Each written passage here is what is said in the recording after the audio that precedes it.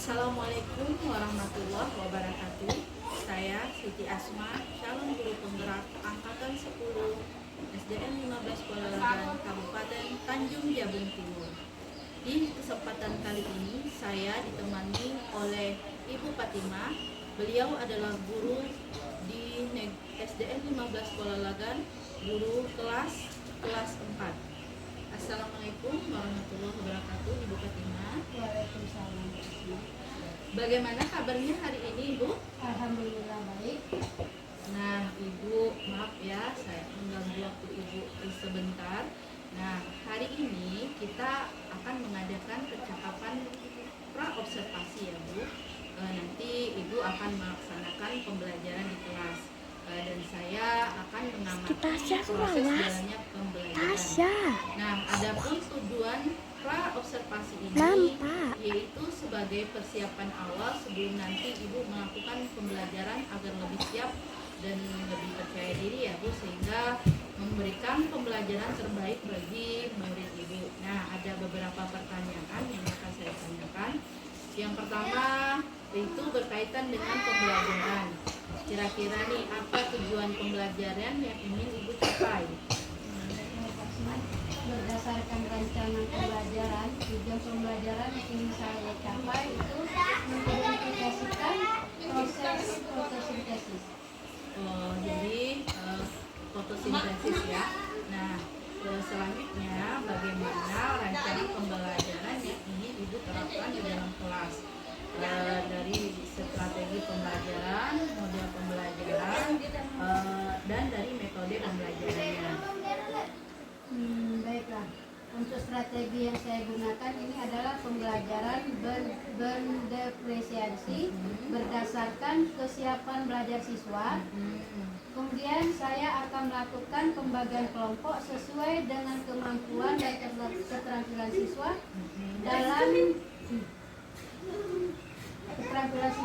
dalam model pembelajaran yang akan saya gunakan sesuai dengan kemampuan dan untuk menggunakan model pembelajaran yang digunakan yaitu model problem based learning. Berarti Ibu akan menggunakan pembelajaran model problem based learning ya, dan pembelajaran berdiferensiasi. Oke, baik Ibu. Nah, jadi strategi yang akan Ibu laksanakan tadi yaitu berdiferensiasi, betul ya. Kemudian model pembelajarannya tadi problem based learning ya. Nah, bagaimana dengan media yang akan Ibu gunakan di kelas nanti? Mungkin di sini saya akan menggunakan media pembelajaran di kelas. Mungkin saya akan menggunakan laptop, infocus, dan materi PowerPoint sebagai paparan dan materi kepada siswa. Kemudian membagikan RKPD dan yang menyenangkan tentang contoh-contoh proses fotosintesis tersebut. Oh, baik, berarti Ibu akan menggunakan laptop, kemudian juga menggunakan infocus dan juga PowerPoint untuk memberikan materi kepada para peserta tersebut. Juga membagikan RKPD ya, Bu ya. Dan juga Ibu nanti akan menanyakan video tentang fotosintesis. Nah, baik Ibu, kira-kira ya kapan Ibu akan melakukan kegiatan pembelajaran tersebut? Di hari apa, di jam berapa, dan di kelas berapa? Mungkin di sini saya berencana melakukan kegiatan pembelajaran tersebut di hari Sabtu, di kelas 4, dan di jam pertama dan jam kedua. Oh, berarti nanti di hari Sabtu ya, Bu, di jam pertama dan kedua di kelas 4 ya, di kelas Ibu sendiri ya. Nah, nanti saya mau izin ya Ibu untuk melakukan supervisi ke kelas Ibu. Kemudian saya akan melihat dan mencatat hal-hal apa saja yang terjadi di dalam kelas pembelajaran nanti ya, Bu. Ya Allah. Nanti setelah Ibu akan melakukan pembelajaran di kelas 4 tersebut, kita akan, saya mau izin juga, kita akan mengadakan kerja observasi. Nah, ya Bu, nanti juga mungkin akan didampingi oleh pengajar praktik. Mungkin ya Bu. Ya. Nah, akhiri, apa kira-kira yang Ibu dapatkan dari percakapan kita ini? Di dalam percakapan ini saya mendapatkan gambaran media tambahan apa yang akan saya gunakan nanti supaya pembelajaran yang saya berikan itu lebih interaktif dan berpusat pada siswa. Alhamdulillah, artinya dari percakapan yang telah kita lakukan, percakapan pra observasi ini, Ibu mendapat apa namanya itu gambaran ya, bagaimana ke depan langkah yang akan Ibu ambil, yaitu pembelajaran yang interaktif dan juga berfokus berpusat pada murid sesuai dengan apa yang dicita-citakan oleh Kinerja Dewantara ya Bu. Terima kasih banyak atas waktunya Bu. Mohon maaf jika ada salah-salah kata ya. Saya pamit dulu ya Bu. Assalamualaikum warahmatullahi wabarakatuh. Apa kabar anak-anak? Alhamdulillah baik. Apakah hari ini kalian semangat belajar? Semangat. Sebelum kita mulai pembelajaran, Ibu mau absen dulu. Siapa yang tidak hadir hari ini? Sakit. Sakit apa dia? Ya. Sebelum Ibu masuk dalam pembelajaran kita yang proses fotosintesis, kita tepuk semangat dulu. Ya, mulai 1, 2, 3. Tepuk semangat.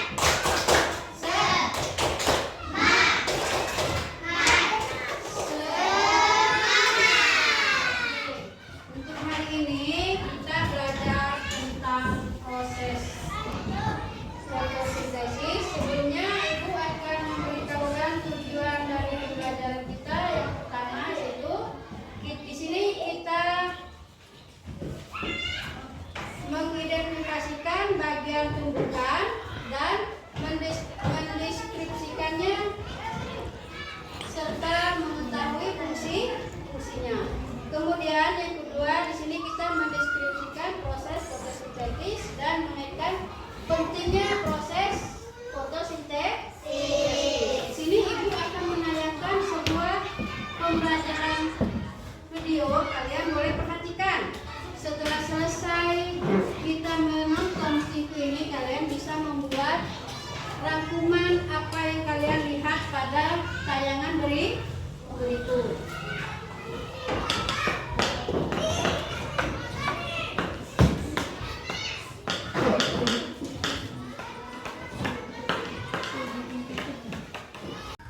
Mati dulu. 1, 2, 3, tas. Halo adik-adik, bagaimana kabar kalian? Semoga kita semua senantiasa diberikan kesehatan dan juga semangat dalam menuntut ilmu. Pada video sebelumnya, kalian sudah belajar mengenai bagian-bagian tumbuhan beserta dengan fungsinya. Pada video kali ini, kita akan belajar tentang proses fotosintesis pada tumbuhan.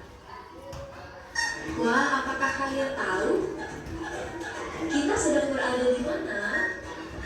Ya, benar. Kita sedang berada di hutan. Wah, pohonnya sangat besar dan rimbun. Tentunya, udara di sini juga sangat sejuk. Apakah kalian tahu bahwa Indonesia memiliki hutan yang sangat banyak? Dari beribu-ribu pulau di Indonesia, tersebar pula hutan-hutan di Indonesia dari Sabang hingga Merauke. Karena inilah yang menjadikan Indonesia sebagai negara yang memiliki hutan terluas ketiga di dunia. Selain itu, Indonesia juga dijuluki sebagai salah satu negara yang menjadi paru-paru dunia. Lalu, kenapa dengan banyaknya hutan dan pepohonan dapat menunjang kelangsungan hidup di muka bumi ini? Untuk menjawab pertanyaan itu, yuk kita belajar bersama-sama mengenai proses fotosintesis pada tumbuhan. Tumbuhan tidak dapat makan seperti yang manusia lakukan, contohnya makan bakso, soto, atau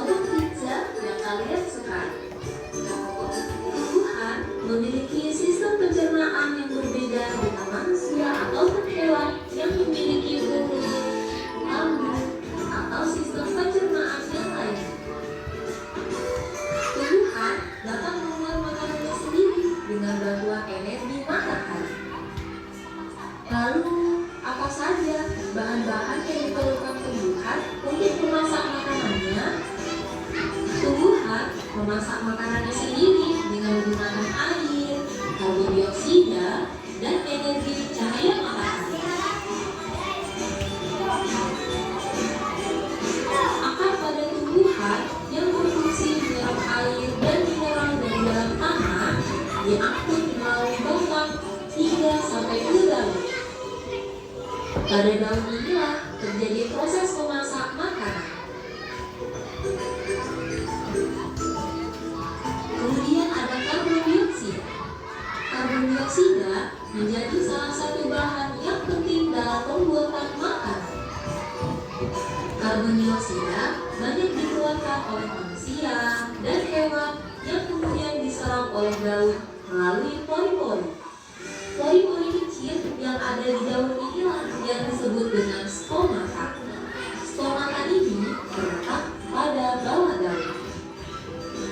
Di dalam daun juga terdapat zat hijau daun atau yang disebut dengan klorofil.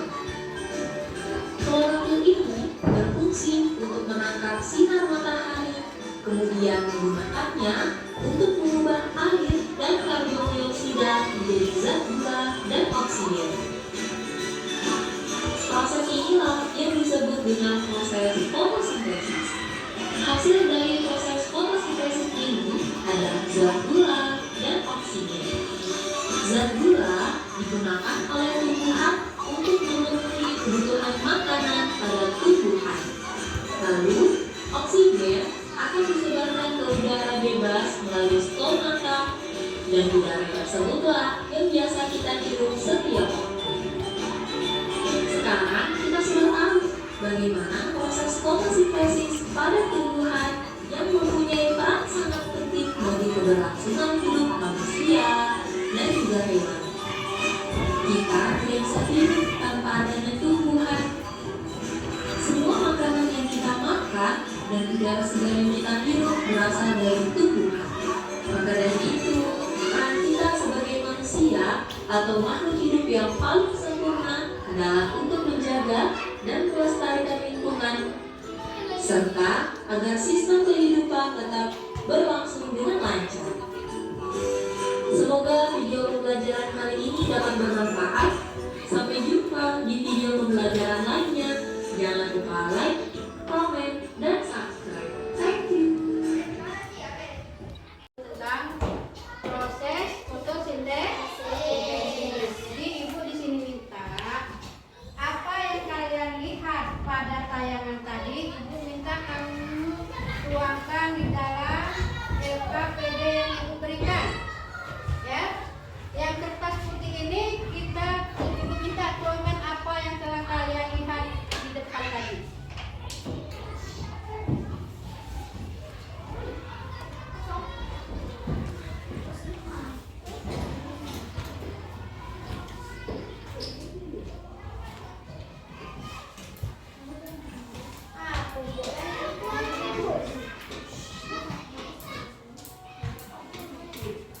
Catat apa yang kalian lihat di depan.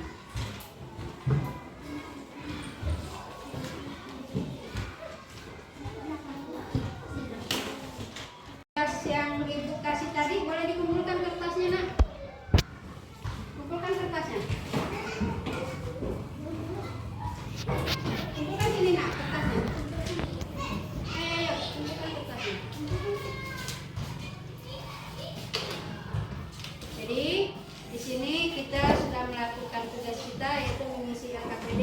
Namun di sini ibu akan memberi kesimpulan dari pembelajaran kita hari ini, di mana bagaimana tumbuhan itu mendapatkan makanan. Proses dari fotosintesis itu dia mendapatkan makanan dari cahaya matahari yang pertama. Yang kedua dia dari klorofil. Yang ketiga dia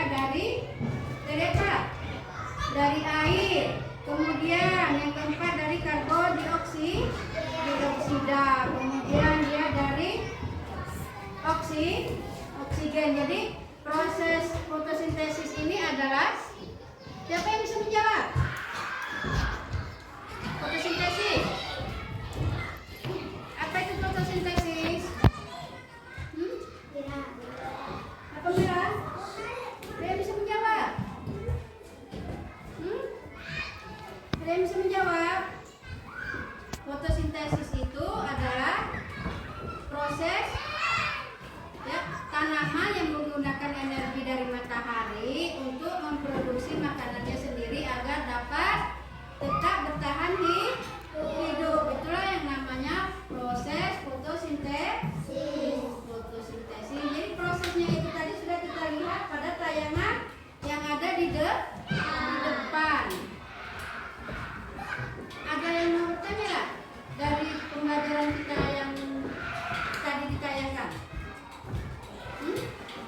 Ada? Tidak ada. Kalau yang tidak ada, biar ibu yang bertanya. Ya. Air yang tersimpan di dalam tanah itu diserap oleh akar dan dialirkan oleh batang sampai ke daun. Bagus, Safira. Kemudian ada lagi, bagaimana proses fotosintesis tersebut? Siapa yang bisa?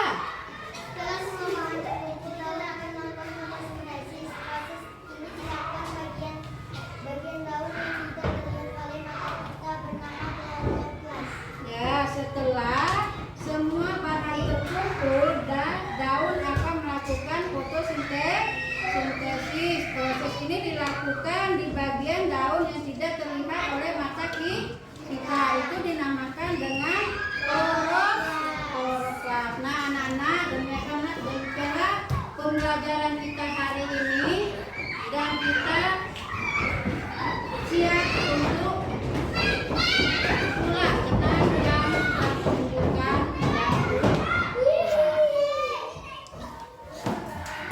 siang anak-anak. Assalamualaikum warahmatullahi wabarakatuh. Assalamualaikum warahmatullahi wabarakatuh. Berjumpa kembali bersama saya Asma, calon guru penggerak angkatan 10 Kabupaten Tanjung Jabung Timur. Di kegiatan pasca observasi kali ini saya bersama dengan Ibu Fatimah sebagai guru yang telah diobservasi pada kegiatan supervisi akademik yang telah lalu. Baik, Ibu, apa kabarnya hari ini, Bu? Alhamdulillah sehat, Bu. Saya juga alhamdulillah baik, Bu. Di kegiatan pasca observasi ini saya mau izin untuk memberikan beberapa pertanyaan kepada Ibu terkait jalannya observasi kelas yang telah dilakukan dengan tujuan untuk mengevaluasi sejauh mana pembelajaran yang telah dilakukan. Nah, untuk pertanyaan pertama, bagaimana perasaan Ibu terkait pembelajaran yang telah dilakukan di kelas? Untuk saya merasa sedikit takut karena mungkin sebelumnya saya mengajar dengan murid, namun sekarang ini saya belajar bersama dengan rekan sejawat serta supervisor. Mungkin di sini membuat saya satu, walaupun demikian saya senang dan kesemangatan dan menjadi pengalaman bagi saya untuk mengajar ke depannya. Pertama mungkin agak sedikit takut ya, Bu, ya. Tetapi selanjutnya alhamdulillah ya, Bu, kalau Ibu merasa ada tanggung lagi ya, karena ya, Bu. Kemudian pertanyaan selanjutnya, bagaimana pengembangan yang Ibu lakukan di kelas, kemudian langkah-langkah apa saja yang telah Ibu lakukan di kelas? Yang saya lakukan di kelas ini, saya melakukan pengembangan dan langkah yang saya lakukan yaitu pengembangan pengetahuan dan keterampilan, di mana saya membagikan kelompok dan LKPD kepada anak dengan melakukan video. Ini berarti yang saya tangkap melakukan pengembangan dengan memberikan kepada anak berupa LKPD, lomba kerja visualnya, dan juga Ibu menayangkan video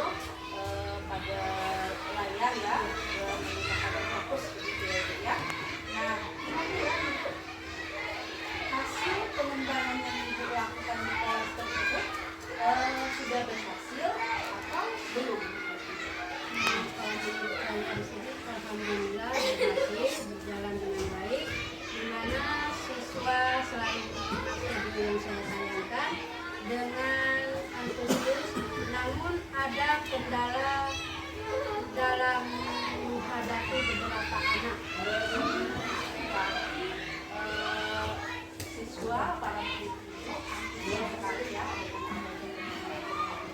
adalah melakukan di kelas ya. Nah, kira-kira tadi ada kendala ya Bu ya. Nah, kira-kira kendala apa yang dihadapi ketika melaksanakan pembelajaran tersebut? Di saat saya melakukan pembelajaran di kelas, ada beberapa siswa yang kurang menyimak dan kurang aktif serta tidak fokus dalam melakukan pembelajaran di kelas. Berarti siswa tersebut kurang aktif ya begitu ya, dan juga tidak begitu fokus dalam melaksanakan kegiatan tersebut. Nah, itu kendala dari Ibu. Nah, kira-kira menurut Ibu ya, mengapa mereka itu tidak fokus, kemudian mereka itu tidak aktif dalam kegiatan pembelajaran? Kira-kira mengapa Bu? Itu di sini di dalam pembelajaran metodologi itu saya akan melakukan pemetaan kelompok yang kurang di mana pembelajaran ini akan sesuai dengan minat dan gaya belajar anak yang berbeda. Di sini saya akan melakukan pendekatan secara visual, kemudian pembelajaran auditoris serta pembelajaran kinestetik yang akan saya lakukan. Berarti yang saya tangkap ya Ibu, untuk kedepannya Ibu akan lebih memperhatikan lagi pembelajaran tersebut, story, kemudian kinestetik, kemudian juga visual. Nah, dari rencana Ibu yang sudah sangat bagus ini, kira-kira kapan akan dilaksanakan ya? Insya Allah dengan segera mungkin, karena semakin cepat akan semakin lebih baik untuk saya dan murid-murid di kelas. Wah, kalau saya melihat Ibu sangat bersemangat sekali ya. Mudah-mudahan dengan semangat Ibu nanti para siswa di kelas itu akan lebih fokus lagi dalam belajar. Terima kasih banyak ya Bu atas waktunya. Semoga